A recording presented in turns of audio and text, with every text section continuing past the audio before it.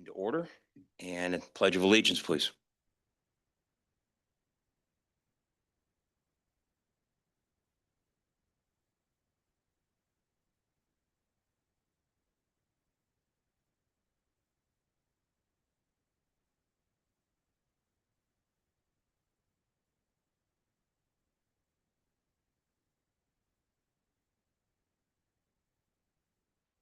Take the roll, please. Councilmember Kearns. Here. Councilmember Mosley. Here. Oh, I'm saying trustee. Look at me. Yeah. Trustee Dannenberger. Present. Trustee Straza. Here. Trustee Hendricks. Here. Trustee Ward. Here. Trustee Lee. Here. Trustee Scott. Here. And Trustee Brady. Here. Thank you. Next, we'll move to, there's no one we need to bring into the meeting, correct? Remotely. That is correct. Next, we would move to if there's any public comment. We received no public comment via email, nor has anyone registered to speak in person. Okay, thank you. Next, then we'll move to the consent agenda, item 5. And under the consent agenda, are there any trustee members who have a question or wish to have something removed from the consent agenda? That would be Trustee Ward. No, I was going to move approval. Okay, there's a Second. motion for approval, seconded by Straza.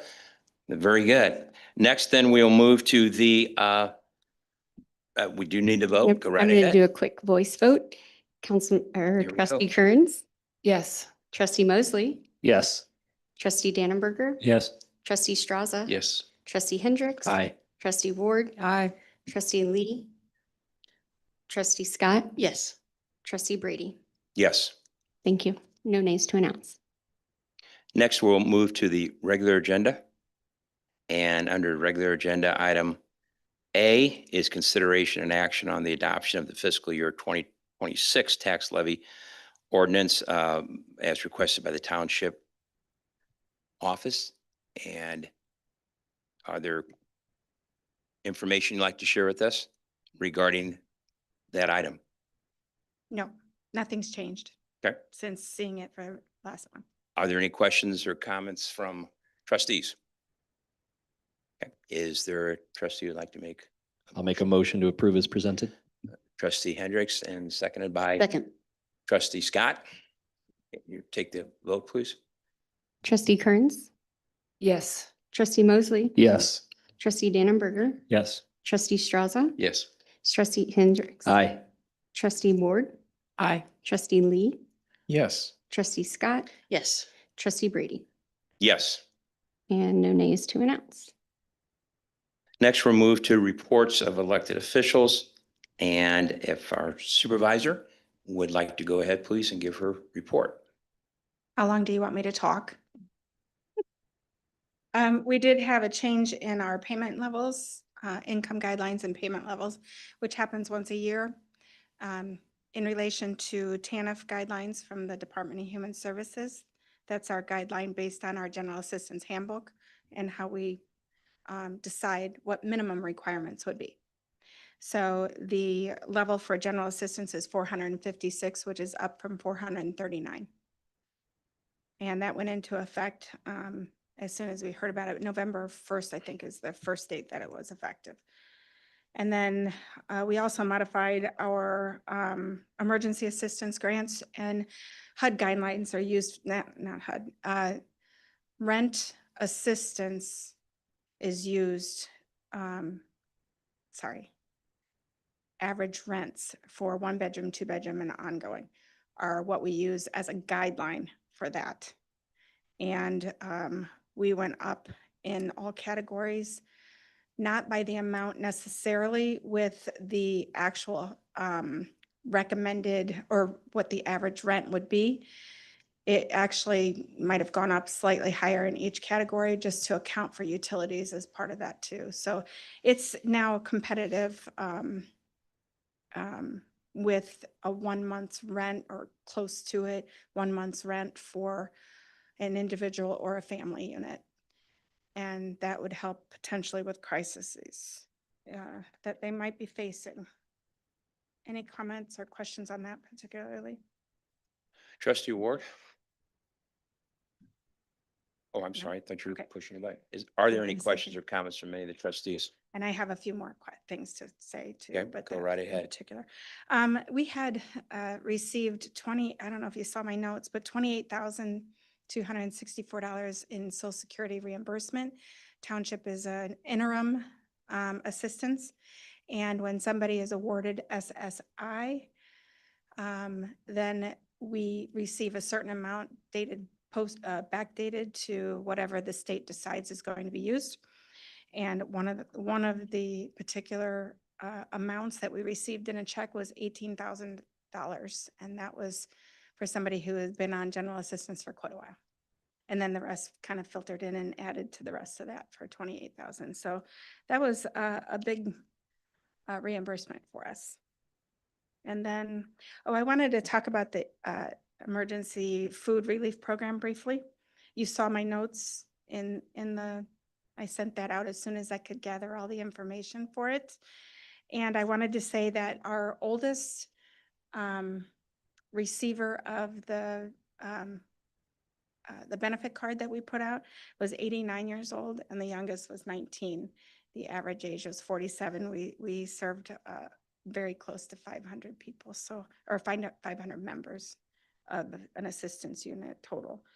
So that was a very rewarding thing for us in our office to do, because it was just, we were bombarded with people. So we had to handle things a little differently than we normally would.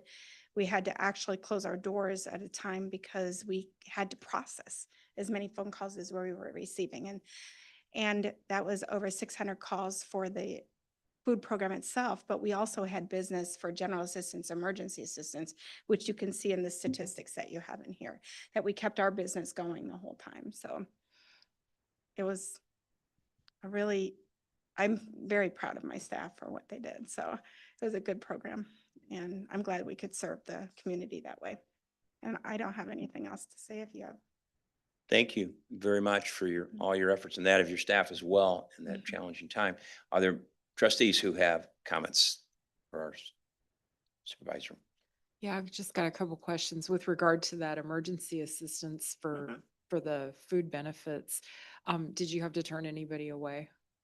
No, we didn't turn anybody away, but not all the people provided the proper documentation. And that's where we didn't come in Yeah. to play. But we did answer as many phone calls as we could because we had to return many phone calls and some of them didn't respond. And I don't believe that we turned anybody away, especially at the window. We had a lot of people coming in and we feel like we accomplished our goal, which was to do what we could do at the time Yeah. until the state came back up and running. So. And then I just actually had two questions about the work fair Mhm. in your report. And you may not be able to answer this right now, but I wonder if maybe next month or in a future month, next meeting, I'm curious to know what kind of work people are doing at the work fair sites. And I'm curious to know how those work fair sites are chosen or how those come about. I can wait or I can answer it now, however Sure. you'd like. Yeah. Obviously, we have our POTS program, which they clean and do that. But Mhm. any of the other agencies that we use are nonprofit or church related, and they do not take the place of an employee that could be employed. So all sites know that our clientele are slightly unpredictable in their abilities to work in terms of getting to the work site and staying there consistently. We of course encourage proper work ethics and proper work habits. And so we have Home Sweet Home. Home Sweet Home Ministries is not currently, but will be again. They have a stringent background check at their site, and so does the library. So we have to be careful who we send. So we know that we can't send anybody with a criminal background that could be aggravated battery or such. And then So we have Oasis Church, and they have a food pantry, so they work in the food pantry. We have some exceptional people there. And the library is another where they do book sorting. Even one of our challenging individuals is there working and doing a great job. So trying to fit them in the right place is the important piece, and seeing how they can handle that kind of workload. We have another church where we do just general cleaning, nothing much. Do you have enough sites? Yeah, we have plenty of sites at this point. However, I do have to say that we're doing an intergovernmental agreement with and working that out with Department of Human Services to share our POTS location for their work requirements for SNAP. So we're in the works with that. Any other trustee with question or comment? Any other follow-up you'd like to share? I don't believe so. Okay. Thank you. Happy Thanksgiving to everybody. Thank you, and to you as well. Mr. Assessor, to your report. Good evening. We received around 350 border review complaints at the county. Each one of those complaints have to be reviewed. It doesn't seem like a lot of complaints with 27,000 parcels, but we have a small staff, so getting through that many complaints in a short period of time and trying to do our diligence and give the person complaining a good review and see if we've made an error on their assessment is a challenge for us. Another challenge is answering the phone for the township supervisor's office when they get overloaded with the benefit program. But my staff are doing a great job also. So we're working through that, and we should meet the deadline of the end of the year. Any trustees with comments or questions to our assessor? Just one quick question. Can you walk through this second chart? Sure. This dollar amount change is, I know it looks a little bad in 2023. There may have been a computer glitch that it was, some of our data was, it was gathering extra data for another reason. But it's in order now. This is basically the complaint that was put in. A person will put the assessment level there and what they request the assessment to be. And the dollar amount change is what we come up with if we make an adjustment. So the assessment can only go down typically at the border review. So that's showing that we've declined on the assessment amounts on that much at this time. But this chart is only as good as the data that was entered on November the 18th. So we're still processing those. So that dollar amount change is going to grow until all the hearings have been heard and the border review actually gives us the final count, which would be somewhere in January. Answer your question? Okay. Any other trustees with questions or comments? Any other closing remarks? Okay. Any other closing remarks from you, sir? Okay. Hearing none, then we'll proceed to close, and I'll ask for a motion to adjourn the meeting. I'll move adjournment. Second. It's motion by trustee Ward and seconded by trustee Hendricks. And if all in favor? Aye. Thank you. That concludes the meeting at 5:46 PM of the Township, the City of Bloomington. Thank you all.